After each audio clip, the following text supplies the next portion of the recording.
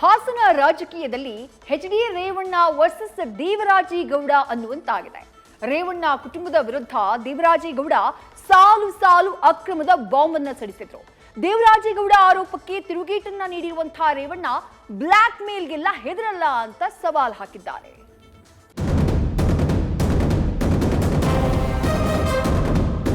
ತಾಕತ್ತಿದ್ರೆ ನೀನು ಗಂಡಸಾಗಿದ್ರೆ ನಾನು ಎದುರುಗಡೆ ಬಾ.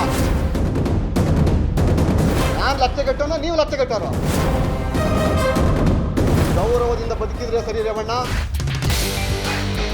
ಇದು ಜೆಡಿಎಸ್ ಶಾಸಕ ಎಚ್.ಡಿ. ರೇವಣ್ಣ ವಿರುದ್ಧ ವಕೀಲ ದೇವರಾಜೇಗೌಡ ಮುಗಿಬಿದ್ದ ಪರಿ ಆಕ್ರೋಶದ ಜ್ವಾಲೆ. ಇದು ವಿಧಾನಸಭೆ ಚುನಾವಣೆಯಲ್ಲಿ ಸೋತ ಬೆನ್ನಲ್ಲೇ ರೇವಣ್ಣ ಕುಟುಂಬದ ವಿರುದ್ಧ ದೇವರಾಜೇಗೌಡ ಸಾಲು ಸಾಲು ಆರೋಪ ಮಾಡುತ್ತಿದ್ದು, ಇದೀಗ ಮತ್ತೊಂದು ಸ್ಫೋಟಕ ಬಾಂಬ್ ಸಿಡಿಸಿದ್ದಾರೆ.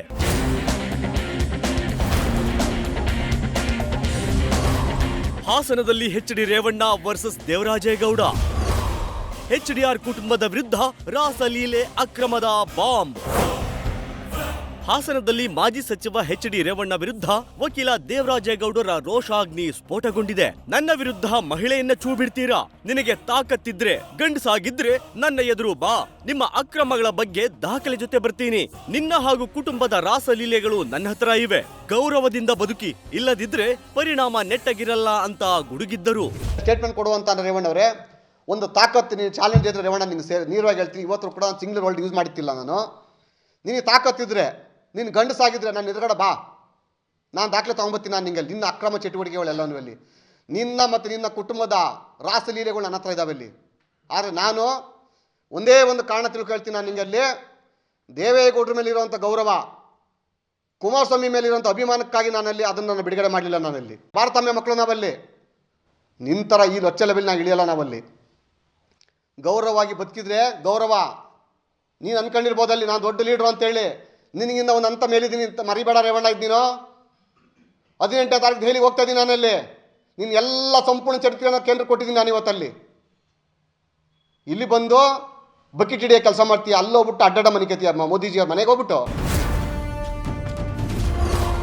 ದೇವರಾಜೇಗೌಡ ಆರೋಪಕ್ಕೆ ಎಚ್.ಡಿ. ರೇವಣ್ಣ ತಿರುಗೇಟು. ಹಾಡು ಹಗಲೇ ನನ್ನ ಹತ್ಯೆ ಯತ್ನ ನಡೀತಿದೆ ಅಂತ ಬಾಂಬ್. ನನ್ನ ಹತ್ಯೆಗೆ ಪ್ಲಾನ್ ನಡೆದಿತ್ತು ಅಂತ ಎಚ್.ಡಿ. ರೇವಣ್ಣ ಸ್ಫೋಟಕ ಆರೋಪ ಮಾಡಿದ್ದಾರೆ. ನನ್ನ ವಿರುದ್ಧದ ಆರೋಪಗಳ ಬಗ್ಗೆ ತನಿಖೆ ನಡೆಸಲಿ, ಅದೇನು ತೋರಿಸ್ತೀನಿ ಅಂದಿದ್ದಾರಲ್ಲ ತೋರಿಸಲಿ. ಬ್ಲಾಕ್ ಮೇಲ್ಗೆ ನಾನು ಹೆದರಲ್ಲ ಅಂತ ದೇವರಾಜೇಗೌಡರ ಆರೋಪಕ್ಕೆ ತಿರುಗೇಟು ನೀಡಿದ್ದಾರೆ. ಕೆಲವರು ನನ್ನನ್ನು ಮುಗಿಸ್ಬೇಕು ಅನ್ನೋ ಇದರಲ್ಲೆಲ್ಲ ನಡೀತಾ ಇತ್ತು. ಯಾರ್ಯಾರು ದುಡ್ಡು ಕೊಡ್ತಾರೆ, ಯಾರ್ಯಾರು ಏನೇನು ಮಾಡ್ತಾರೆ. ಕಳೆದ 4 ವರ್ಷದಿಂದ ಇದಕ್ಕೆಲ್ಲ ಹೆದರಿಕೆತೀನೇನ್ರಿ? ಇಂಥ ಬ್ಲ್ಯಾಕ್ ಮೇಲ್ಗೆಲ್ಲ ಹೆದರಿಕೆ ನನ್ನ ಜೀವನದಲ್ಲೇ ಅದು ಯಾವ ಒಂದು ಆಸೆ ಪರಿಸ್ಥಿತಿನ ಹೇಳ್ರಿ.